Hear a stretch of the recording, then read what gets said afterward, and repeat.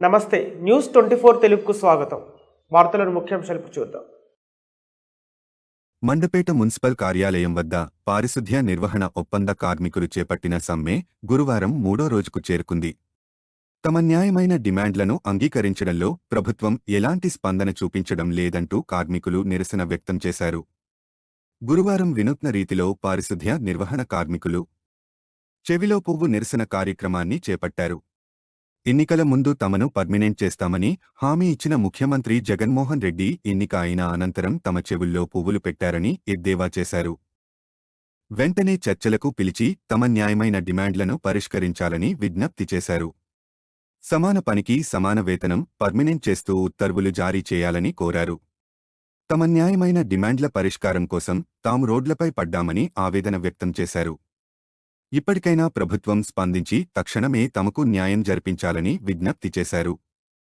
ఈ నిరసన కార్యక్రమంలో పారిశుధ్య కార్మికుల సంఘం నాయకులు కాటే విజయ్ కుమార్, వారా నాగేంద్ర ప్రసాద్, ఇంచిమళ్ల చిన్ని, మట్టా వినోద్ కుమార్, పెందుర్తి లోబరాజు, రాగోలు చిరంజీవి, తరపట్ల దయానందరావు, ధూళి రమేష్, సరాకుల అశోక్ కుమార్, బంగారు అన్నవరం, వారా కామేశ్వరి, మడికి హేమలత, సవరపు సరోజిని కార్మికులు పాల్గొన్నారు.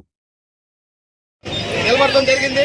ఏంటంటే ఎందుకంటే మా సమస్యలు న్యాయమైన సమస్యలు కాబట్టి ఆ సమస్యల పరిష్కారాంత వరకు మేము సమ్మె విజయవంతం చేస్తామని ప్రభుత్వాన్ని డిమాండ్ చేస్తున్నాం. మా సమస్యలు ఏవైతే ఉన్నాయో మా న్యాయమైన డిమాండ్లు మాకు తక్షణమే పరిష్కరించాలని ప్రభుత్వాన్ని డిమాండ్ చేస్తున్నాం. మండపేట మున్సిపల్ కార్మికులందరూ కూడా సమ్మెని 3వ రోజున కొనసాగుతుంది. ఈ రోజు కార్యక్రమం సౌలోపు. ఈ సౌలోపు కార్యక్రమం ఎందుకు పెట్టామంటే ముఖ్యమంత్రి జగన్మోహన్ రెడ్డి గారు అధికారంలో రాకముందు వరాల జల్లు కురిపించారు. మున్సిపల్ కార్మికులందరికీ కూడా నేను వస్తే పర్మిట్ చేస్తాను, మీకు కనీస వేతనాలు ఇస్తాను అని మమ్మల్ని చెప్పడం జరిగింది. అది ఆ మాదిరిగా ఈ రోజు సౌలోపు అని పెట్టుకున్నాం. అయ్యా ముఖ్యమంత్రి గారు, మేము మున్సిపల్ కార్మికులము తెల్లారు లెగుస్తే నానా చెత్త ఎత్తుతూ మా ఆరోగ్యాలు ప్రాణంగా పెట్టుతూ మేము ఇలా పనిచేస్తున్నాం. మరి కనీసం వేతనాలు చెల్లించమన్నా పనిమానం పెరుగుతున్నా అడుగుతున్నా.